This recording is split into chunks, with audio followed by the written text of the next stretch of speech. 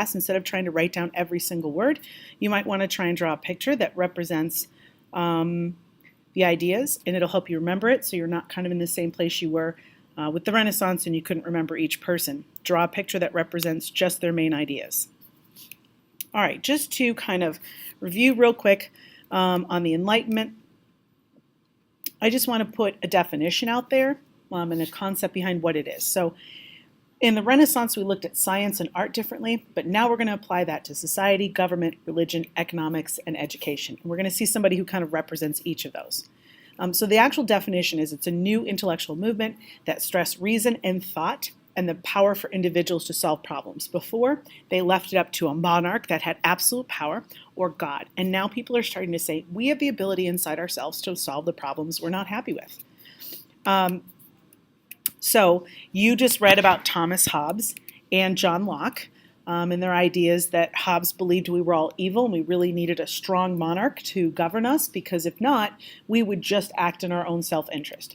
Think about what would happen if we had no rules tomorrow. What behaviors would we see from the freshman boys? That's them acting in their own self-interest.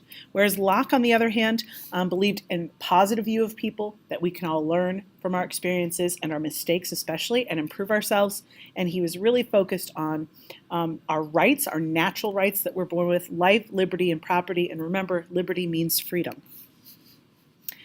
He also pushed the idea that if the government doesn't do their job in protecting the rights of the people, you do have a right as a citizen to overthrow it. The social contract is then void, according to Locke. So let's talk about our big people from this new era of the philosophers. They want to look at reason, nature, happiness, progress, liberty. You should have seen this as the story tab in Classcraft, that it breaks down each of those and how they're important to the Enlightenment. So if you didn't, go back and read that story tab again. All right, so Voltaire is probably our first one that we really want to talk about. His actual name was Francois-Marie Arouet, but he used the pen name of Voltaire. He published more than 70 books, essays, and even dramas.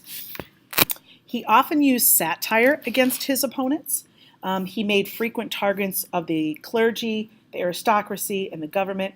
And so when we talk about satire, we're talking about people making jokes, but oftentimes they're doing it with the person's own words so that it doesn't come off as harsh and they don't get as much trouble.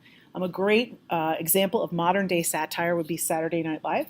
And you can check that out in your own time if you want to see modern day satire. But his wit did make him enemies. And he was sent to prison twice. After his second jail term, Voltaire was exiled to England for more than 2 years. He befriended, that means he became friends with a lot of European monarchs and nobles. And although he had powerful enemies, he continued to fight. And what did he fight for? He fought for tolerance, reason, freedom of religion, freedom of speech. He used his pen as a deadly weapon. In other words, he wrote against these things and made fun of the people who tried to stop it. One of his most famous quotes, "I do not agree with a word you say, but I will defend to the death your right to say it."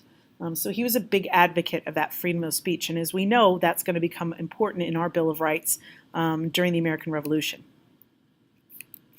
Our next guy up is Montesquieu. His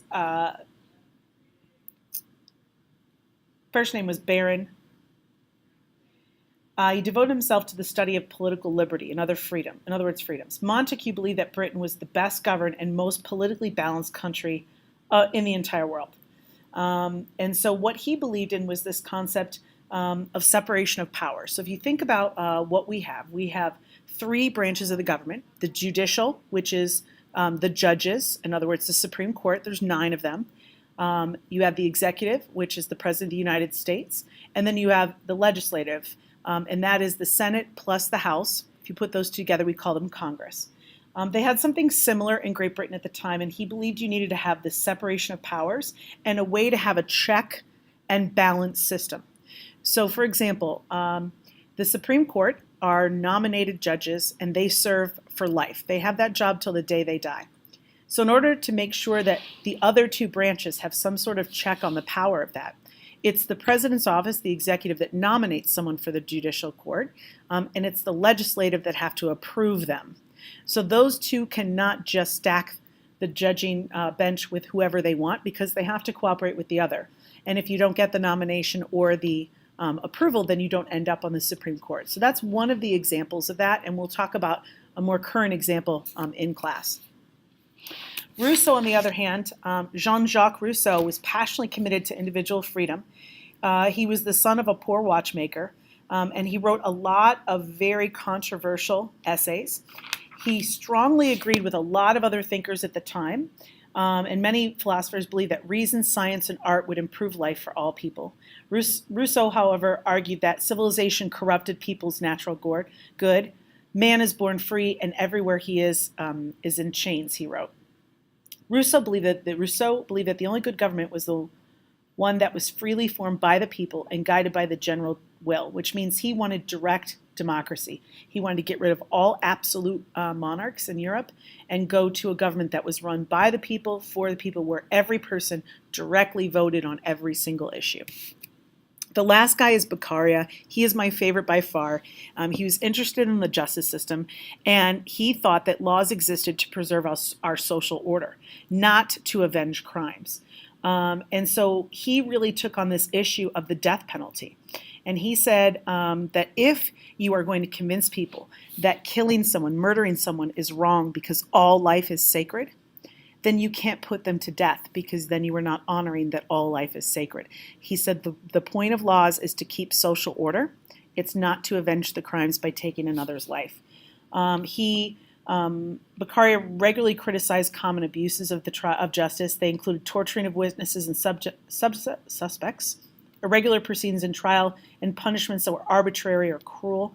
He argued that a person accused of a crime should receive a speedy trial and that torture should never be used. And he said the degree of punishment should be based on the seriousness of the crime. He wanted capital punishment, which is the death penalty, completely abolished. And so those are some really new ideas that people had never really kind of experienced before.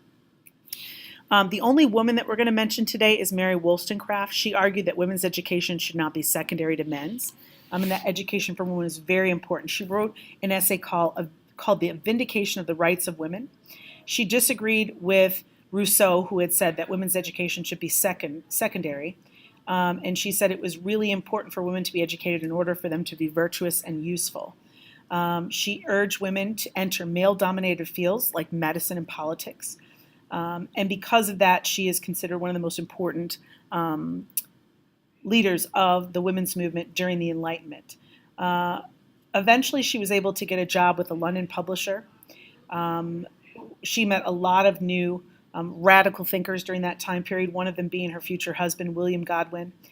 She did die at the age of 38 after giving birth to her daughter, Mary. This child, whose married name was Mary Wollstonecraft Shelley, is the author of Frankenstein, though. So it's important to realize that by the work of her mother saying women should be educated, one generation later, her own daughter writes arguably one of the most famous novels on the entire planet now.